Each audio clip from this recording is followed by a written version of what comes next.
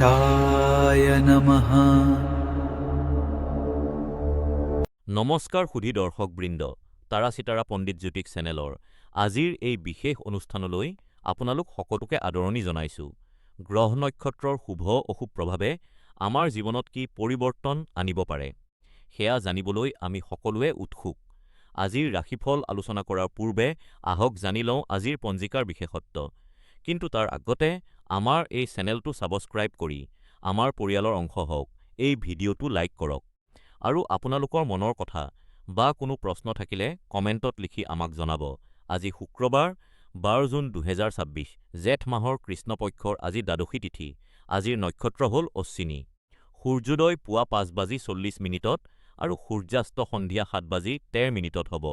কোনো শুভ কামৰ বাবে আজিৰ আটাইতকৈ উত্তম সময় অৰ্থাৎ অভিজিত মুহূৰ্ত হ'ল দিনৰ 12 বজাৰ পৰা 12:54 মনত ৰাখিব পুৱা 8:45 পৰা দিনৰ 12:27 ৰাহুকাল থাকিব, যিটো সময়ত নতুন কাম আৰম্ভ কৰা অনুচিত। আহক এতিয়া জানো আজিৰ ৰাশিফল।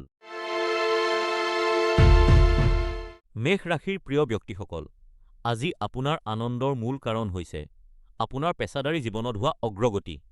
আপোনাৰ অতীতৰ সংগ্ৰামবোৰে এতিয়া সফলতাৰ পথ মুকলি কৰিছে, যাৰ ফলত আপোনাৰ বাবে নতুন সুযোগ আৰু অগ্ৰগতিৰ দুৱাৰ খোল খাইছে। মেষ ৰাশিত চন্দ্ৰৰ প্ৰভাৱৰ বাবে আপুনি আপোনাৰ লক্ষ্যসমূহ নতুন ঠাইত বা নতুন শৈলীত অনুসৰণ কৰিবলৈ সক্ষম হ'ব। আপোনাৰ ঘৰৰ ইতিবাচক পৰিৱেশৰ বাবে আপুনি সুখী হ'ব। তাৰা চিতাৰা পণ্ডিত জ্যোতিষ চেনেলৰ জ্যোতিষীসকলে ভৱিষ্যতবাণী কৰিছে যে যিকোনো সমস্যাৰ সৈতে আপুনি আত্মবিশ্বাসেৰে আৰু উন্নত দৃষ্টিভংগীৰে মোকাবিলা কৰিব। আজি সেউজীয়া ৰং পৰিহাৰ কৰাটো পৰিহাৰ কৰক। বিয়লি 3:15 পৰা গধূলি 5 বজালৈ আপোনাৰ বাবে শুভ সময় হ'ব। সেয়েহে সেই অনুসৰি আপোনাৰ দিনটো পৰিকল্পনা কৰক। 2026ত শনি গ্ৰহৰ প্ৰভাৱ প্ৰবল হোৱাৰ বাবে সুৰক্ষা আৰু স্পষ্টতাৰ বাবে ধ্যান বা আন কোনো ধৰ্মীয় উপায়ে আদৰ্শ হ'ব। প্ৰতিকাৰ প্ৰকৃতিৰ মাজত সময় কটাওক। মেষ ৰাশিৰ মাজেৰে চন্দ্ৰৰ পৰিভ্ৰমণে আপোনাক এক সুন্দৰ শক্তি প্ৰদান কৰিব, যাৰ ফলত আপুনি সম্পূৰ্ণৰূপে সতেজ আৰু পুনৰুজ্জীৱিত অনুভৱ কৰিব। জীৱনলৈ চোৱাৰ আপোনাৰ দৃষ্টিভংগী সলনি হোৱাৰ সম্ভাৱনা আছে, যিটো এক ইতিবাচক কথা। ব্যৱহাৰিক আৰু সংবেদনশীল কথাবোৰে আপোনাৰ আগ্ৰহ আকৰ্ষণ কৰিব। আপুনি এনে এক পৰিস্থিতিৰ সন্মুখীন হ'ব পাৰে বা এনে এজন ব্যক্তিৰ সৈতে সাক্ষাৎ হ'ব পাৰে, যিয়ে আপোনাৰ জীৱন সলনি কৰাৰ ক্ষমতা ৰাখে। তাৰা চিতাৰা পণ্ডিত জ্যোতিষ চেনেলৰ জ্যোতিষীসকলৰ মতে আপুনি এই পৰিৱৰ্তনবোৰক আদৰি লোৱা উচিত, কিয়নো ইয়াৰ পৰা আপুনি অপৰিসীম লাভৱান হ'ব। দুপৰীয়া 2 বজাৰ পৰা আবেলি 4:30 বজাৰ ভিতৰত আপোনাৰ বাবে শুভ সময়। আজিৰ বাবে আপোনাৰ ভাগ্যশালী ৰং হ'ল নীলা। এই বছৰ ৰাহুৰ শক্তিশালী প্ৰভাৱ থকাৰ বাবে আৰোগ্য আৰু আৱেগিক স্থিৰতা বজাই ৰাখিবলৈ ধ্যান বা কিছুমান ধৰ্মীয় উপায়ে আপোনাক সহায় কৰিব। প্ৰতিকাৰ হিচাপে আজি অলপ আৰামদায়ক বিৰতি লৈ নিজকে শান্ত কৰক। প্ৰিয় মিথুন ৰাশিৰ ব্যক্তিসকল, মেষ ৰাশিত চন্দ্ৰৰ অৱস্থানে আপোনাৰ ওপৰত ইতিবাচক প্ৰভাৱ পেলাব, যাৰ ফলত গোটেই দিনটো আপুনি এক আনন্দময় মেজাজত থাকিব। তাৰা চিতাৰা পণ্ডিত জ্যোতিষ চেনেল আপোনাক আজি আপোনাৰ খোলাৰ পৰা ওলাই আহি আনৰ সৈতে সামাজিক হ'বলৈ উৎসাহিত কৰে।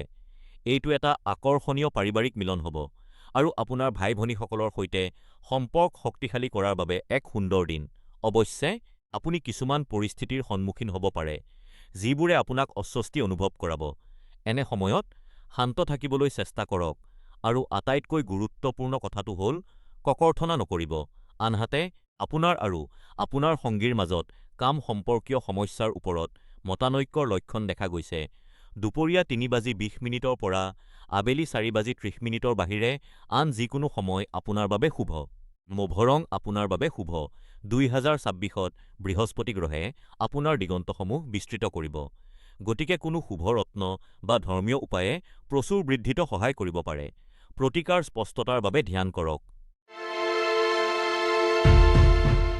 প্ৰিয় কৰ্কট ৰাশিৰ ব্যক্তিসকল, মেষ ৰাশিত চন্দ্ৰৰ উপস্থিতিয়ে আপোনাৰ মাজত শক্তি আৰু প্ৰেৰণাৰ এক বৰ্ধিত অনুভূতি আনিব পাৰে।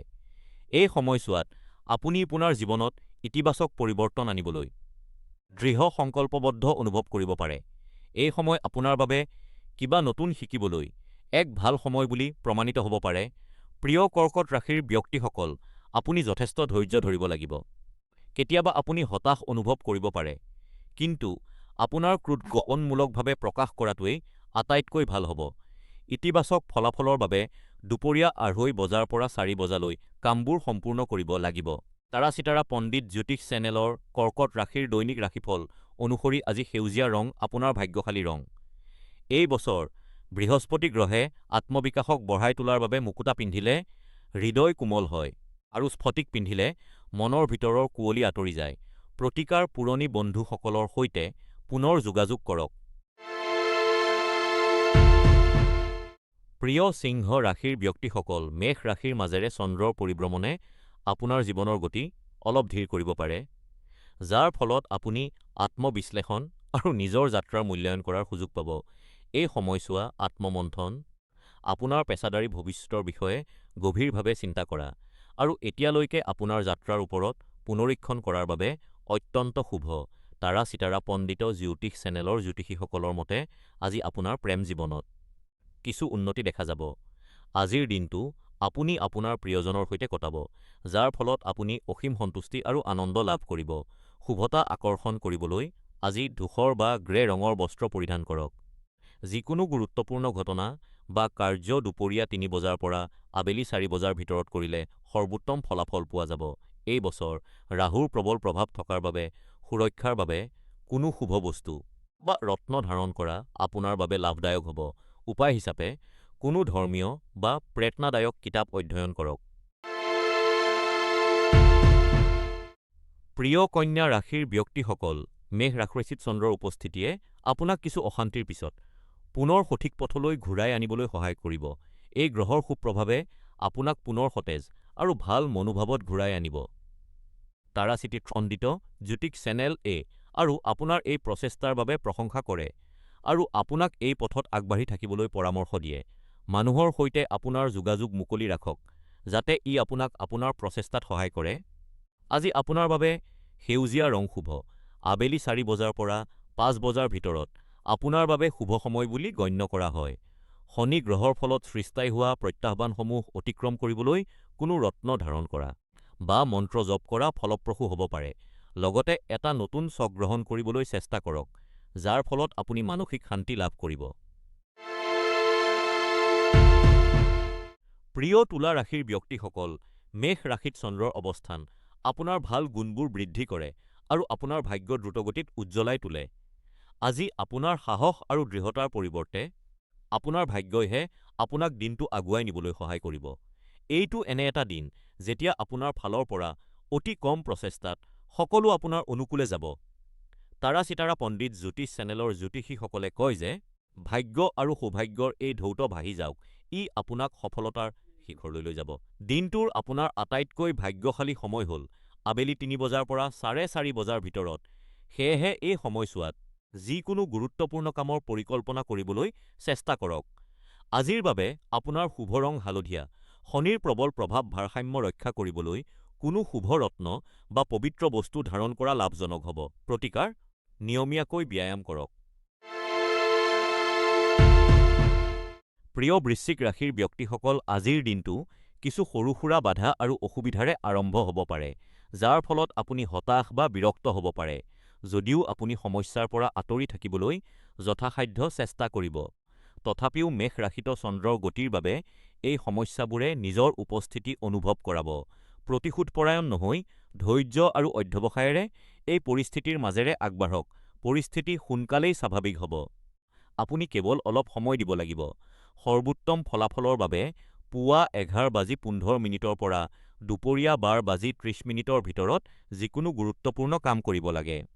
তাৰা চিতাৰা পণ্ডিত জ্যোতিষ চেনেলৰ জ্যোতিষীসকলে পৰামৰ্শ দিয়ে যে বেঙুনীয়া ৰঙৰ পোছাক পিন্ধি আপোনাক সৌভাগ্য আৰু সমৃদ্ধি আকৰ্ষণ কৰাত সহায় কৰিব। এই বছৰ শনিৰ কিছু তীব্ৰ প্ৰভাৱৰ বাবে আৱেগিক সমন্বয় বৃদ্ধি কৰিবলৈ আৰু মানসিক শান্তিৰ বাবে আপুনি কোনো ৰত্ন বা পবিত্ৰ বস্তু ওচৰত ৰখা উচিত। প্ৰতিকাৰ হিচাপে শান্তিদায়ক সংগীত শুনক। মেষ ৰাশিৰ ব্যক্তিসকল, আজি আপোনাক আপুনি শ্ৰদ্ধা কৰা কোনোবা এজনৰ পৰা সহায়ৰ হাত আগবঢ়োৱা হ'ব পাৰে। মেষ ৰাশিত চন্দ্ৰৰ পৰিভ্ৰমণে আপোনাক কিছু কঠিন পৰিস্থিতিৰ সন্মুখীন কৰিব পাৰে, কিন্তু একে সময়তে ই আপোনাক দৈবিক সহায়ৰ ইংগিতো দিয়ে। আপুনি প্ৰতিটো পৰিস্থিতিৰ ইতিবাচক দিশটো দেখিবলৈ সক্ষম হ'ব আৰু মনত অহা যিকোনো নেতিবাচক চিন্তাক সহজে অতিক্ৰম কৰিব পাৰিব। তাৰা চিতাৰা পণ্ডিত জ্যোতিষ চেনেলৰ জ্যোতিষীসকলে পৰামৰ্শ দিয়ে যে এই সহায় দৈবিক শক্তিৰ দ্বাৰা এক বিশেষ কাৰণত আপোনাৰ ওচৰলৈ পঠোৱা হৈছে, সেয়েহে ইয়াৰ সঠিক ব্যৱহাৰ কৰক। শুভ ভাগ্য আকৰ্ষণ কৰিবলৈ আজি ধূসৰ ৰঙৰ বস্ত্ৰ পৰিধান কৰক। ৰাতিপুৱা ৯ বজাৰ পৰা দুপৰীয়া ১২ বজাৰ ভিতৰত গুৰুত্বপূৰ্ণ কামবোৰ সম্পাদন কৰাটো আপোনাৰ বাবে অত্যন্ত শুভ আৰু উপকাৰী হ'ব। ২০২৬ চনত বৃহস্পতিয়ে আপোনাৰ ভাগ্যক শক্তিশালী কৰিব, সেয়েহে নিৰন্তৰ বৃদ্ধিৰ বাবে শুভৰত্ন বা বৃহস্পতি যন্ত্ৰ আপোনাৰ স্থানত ৰাখক। প্ৰতিকাৰ কৃতজ্ঞতা অনুশীলন কৰক। মকৰ ৰাশিৰ প্ৰিয় ব্যক্তিসকল মেষ ৰাশিত চন্দ্ৰৰ পৰিভ্ৰমণৰ ফলত বিগত দিনবোৰৰ আৰু আমোদ-প্ৰমোদৰ পৰা আজি আপুনি জিৰণি ল'ব। তাৰা চিতাৰা পণ্ডিত জ্যোতিষ চেনেল-এ আপোনাক পৰামৰ্শ দিয়ে যে আজিৰ দিনটো জিৰণি ল'বলৈ আৰু আপোনাৰ ঘৰ তথা জীৱন পুনৰ শৃংখলিত কৰিবলৈ ব্যৱহাৰ কৰক। প্ৰিয় মকৰ ৰাশি, আপুনি পাৰ্টি, সামাজিক সমাৱেশ আৰু হাঁহি-ধেমালি যিমানেই উপভোগ নকৰক কিয়, কিছুমান বাকী থকা দায়িত্ব আছে, যিবোৰ আপুনি পালন কৰিব লাগিব। আজিৰ দিনটো নিজকে পুনৰ সঠিক পথলৈ আনিবলৈ ব্যৱহাৰ কৰক। আপোনাৰ ভাগ্য বৃদ্ধি কৰিবলৈ সেউজীয়া ৰঙৰ পোছাক পিন্ধক। তাৰা চিতাৰা পণ্ডিত জ্যোতিষ চেনেলৰ জ্যোতিষীসকলৰ মতে সন্ধিয়া ৭ বজাৰ পৰা ৰাতি ৯ বজাৰ ভিতৰত আপোনাৰ বাবে ভাগ্যশালী সময়। ৰাহুৰ প্ৰভাৱত এই বছৰ আপোনাৰ আৱেগিক শক্তিত উঠা-নমা হ'ব পাৰে, সেয়েহে ধ্যান বা কিছুমান আধ্যাত্মিক উপায়ে ভাৰসাম্য ঘূৰাই অনাত সহায় কৰিব পাৰে। চাপপূৰ্ণ কথা-বতৰা পৰিহাৰ কৰা এটা গুৰুত্বপূৰ্ণ উপায়। প্ৰিয় কুম্ভ ৰাশিৰ ব্যক্তিসকল মেষ ৰাশিত চন্দ্ৰৰ অৱস্থানৰ বাবে আপুনি মানসিক চাপত থাকিব পাৰে আৰু সৰু-সুৰা কথাতো আপুনি নিজৰ ধৈৰ্য্য হেৰুৱাব পাৰে। আজি আপুনি বিমূৰত পৰিব পাৰে, যাৰ ফলত আপোনাৰ সিদ্ধান্ত লোৱাৰ ক্ষমতাত বেয়া প্ৰভাৱ পৰিব পাৰে। তাৰা চিতাৰা পণ্ডিত জ্যোতিষ চেনেলৰ জ্যোতিষীসকলে পৰামৰ্শ দিছে যে আপুনি শান্ত হৈ সমস্যাৰ মূল কাৰণসমূহৰ বিষয়ে চিন্তা কৰক। যদি ঘনিষ্ঠ বন্ধু বা পৰিয়ালৰ সদস্যৰ সৈতে কথা পাতিলে আপুনি আৰাম অনুভৱ কৰে, তেন্তে তেনে কৰিবলৈ কুণ্ঠাবোধ নকৰিব। দুপৰীয়া ২ বজাৰ পৰা আবেলি ৪ বজালৈ আপোনাৰ বাবে শুভ সময়। মটীয়া ৰং আপোনাৰ বাবে ভাগ্যশালী ৰং। এই বছৰ শনি গ্ৰহে আপোনাৰ জীৱনৰ মুখ্য বিষয়সমূহক পথ প্ৰদৰ্শন কৰি থকাৰ বাবে সুস্থিৰ উন্নতিৰ বাবে কোনো বিশেষ প্ৰতিকাৰ বা আধ্যাত্মিক অনুশীলন কৰা লাভজনক হ'ব পাৰে। প্ৰতিকাৰ হিচাপে পৰিয়ালৰ সৈতে সময় কটাওক। মীন ৰাশিৰ ব্যক্তিসকল মেষ ৰাশিলৈ চন্দ্ৰৰ গতিয়ে আপোনাৰ বাবে এক সুন্দৰ আৰু মসৃণ দিনৰ সূচনা কৰিছে।